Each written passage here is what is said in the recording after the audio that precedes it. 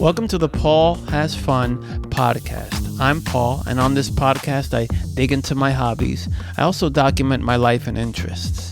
Thank you so much for spending time with me. This is my experience of comparing the use of OkCupid.com, Seeking.com, SugarDaddy.com, and also just paying for sex workers. Now, to give a little history, for the last 6 to 7 years, I've been paying to see sex workers locally. I've enjoyed that, but I started to get a little bored with it.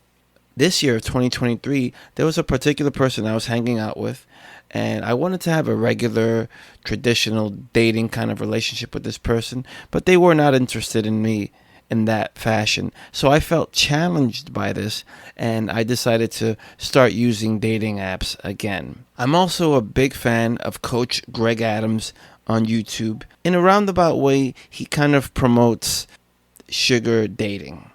And what is sugar dating exactly? The Wikipedia definition states that sugar dating, also called sugaring, is a pseudo-romantic transactional sexual relationship between an older, wealthy person and a younger person. So that's just to give context to what I'm about to lay on you right now. Why OkCupid? In the past, decades, maybe decade or two, I've used OkCupid before, and I've had good luck with OkCupid.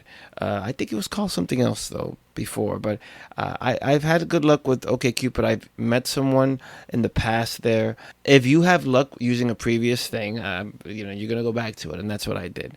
OkCupid, the premium subscription for the 1 month, 30 days was $45. And they had a half off sale, so I ended up getting it for $23. This will be my first time using Seeking.com, which is traditionally a sugar dating website, but they're trying to get away from that. 30-day subscription to Seeking, the top level tier, which is the diamond tier, was about $270 to $280, and I paid for that as well.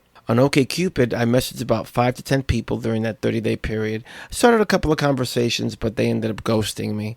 And I don't think I said anything offensive. Very regular kind of stuff like, hey, how was your day? How are you doing? How is this day treating you? That kind of thing. But like I said, started up a few conversations there, but didn't go absolutely anywhere. Now, on Seeking, I was presenting myself as a sugar daddy in a way.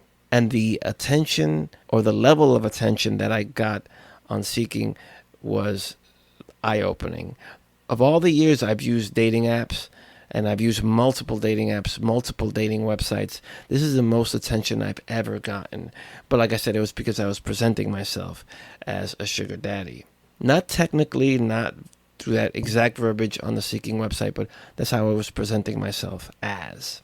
And I'll tell you, it's even addicting. Like, I was checking Seeking so many times in a day because, like I said, this level of attention, all these women. And, of course, in all these dating websites, there's always a ton of scammers, and you have to weed out who are the real people. Thankfully, a lot of these websites these days also have like a video feature where you can kind of get on a video call with each other, which is great because this is a great way to kind of, like I said, weed out the scammers, right? And when you start to see a number of profiles with something very similar, like kind of description or setting or just like one picture, a lot of times those are fakes. But on Seeking, I was talking to a lot of people, and I was still new to sugaring, so I just wasn't familiar with how to go about things. I just had a kind of an idea. I ended up meeting one of the people on there that we kind of went for a coffee date, and I put that in air quotes. And it was more like a date to go ahead and just to see how we vibed. We got on a video call, then, like I said, just to confirm that they were real, which is great. And then we agreed to meet up on this date. This person eventually ghosted me. Like I said, the level of ghosting on any of these dating websites is huge. I was so grateful to have met them because they definitely schooled me on some sugar dating things. One of the things that this person told me was they referred me to the Reddit sugaring thread, which is very educational and very eye-opening and definitely helped me out to formulate my own offer, because with sugar babies, they want either an allowance or they can do a paper meet. An allowance is like a weekly allowance, a monthly allowance, or a paper meet where we meet and then I pay you after our meeting, right? Some of them amounts that some of these sugar babies were talking about, like $400 to $700 per meet or as a weekly allowance. I said that's completely out of my price range.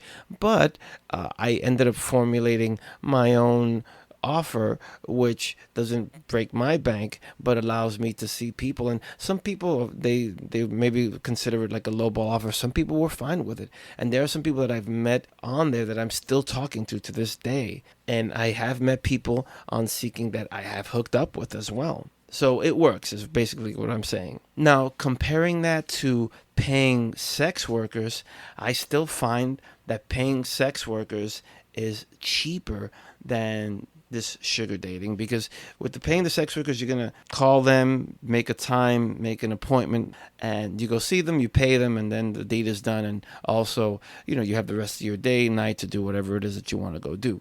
With the sugar dating, I guess you're paying more to build intimacy and to build a relationship with this person. I am getting what I was looking for, in the sense of, like, there are people that I've met on Seeking that I chat with on a daily basis, and I've gone on multiple dates with them, and I'm still talking to them to this day. Initially, I wanted just to keep it local and only do it with local people, but I've discovered that you can talk to people in other states, and when you go visit this other state, or the person comes to visit you here and wherever you are, then you can kind of establish a relationship that way too.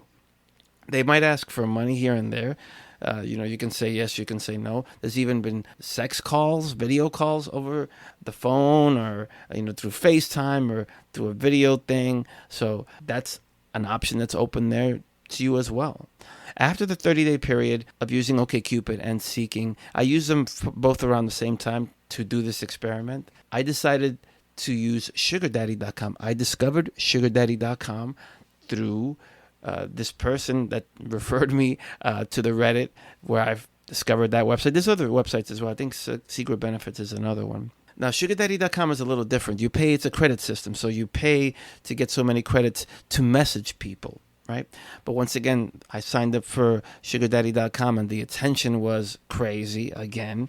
I brought 500 credits. It cost about $170. I thought that would have lasted for 30 days. That lasted all of 10 days because, like I said, messaging back all the people that were messaging me, and then also they'll send pictures that you can't see on their profile. It's kind of hidden, and then it's kind of like racy or sexier pictures, and you pay credits to look at those pictures as well. So those credits, they went by in 10 days, but I did meet somebody in those 10 days that I took out on a date and I hooked up with because they agreed to my offer. SugarDaddy.com works as well. I also wanted to note that I like regular women and I like trans women as well. And I found that on Seeking, there were more trans women kind of messaging and things like this. There are trans women on SugarDaddy.com, but Seeking, I feel, had more.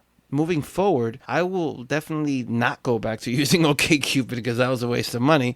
I would still use Seeking and SugarDaddy.com, but not on a monthly basis, like just every few months, and just maybe take a break. Because, like I said, I've met people that I'm still talking to this day at initial subscription with Seeking.com, actually. But I still want to keep my little roster that I have of the sex workers who I've built up these relationships with for the last 6-7 years. Because I do enjoy that. I do enjoy seeing them from time to time. It won't be as regular because I'm getting now my intimacy wants, because it's not a need, but my intimacy wants from that feminine energy. I'm getting that met now. The sex is always there, so I'm not definitely longing for sex. Now, please, just wanted to know that prostitution, sex work is illegal in most states, so I'm just talking about my experience. I just wanted to go ahead and state that. And I say all of this just to say that men have options. If you're a man like me who doesn't want to get married, who doesn't want to have kids, or maybe was divorced before or something like that, you have options. If you have a little bit of disposable income, these are options for you. And they could be a lot less expensive, I find, than having children or getting married and, and all that comes with that. So, yeah, that's been my experience. I would still be open to traditional dating.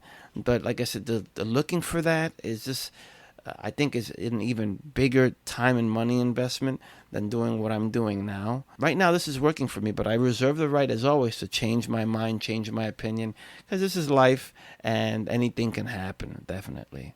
My name is Paul. Thank you so much for listening. Thank you so much for spending your time with me. If you have any thoughts or comments, you can do so on the blog at paulhasfun.com. If you're watching this on YouTube, you can comment down below. And that's it for now. I will catch you on the next one.